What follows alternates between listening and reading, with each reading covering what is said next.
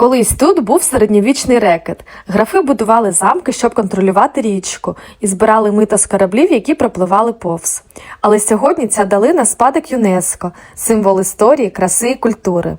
Понад 40 величних замків стоять на скелях, як сторожі часу, а виноградники і чарівні містечка додають цьому місцю магії.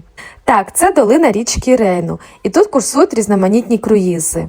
Круїз по Рейну – це подорож крізь століття, де легенди живуть у кожному повороті річки. Якщо у вас є час, можна пропливти на кораблику з Кобленцу до Рюдерсхайму за 4,5 години, або вибрати коротший маршрут. Найкрасивіший маршрут пролягає з Бопарду до скелі Лорелай і триває 1,5 години. Збережи цей маршрут і відчуй справжню магію Німеччини.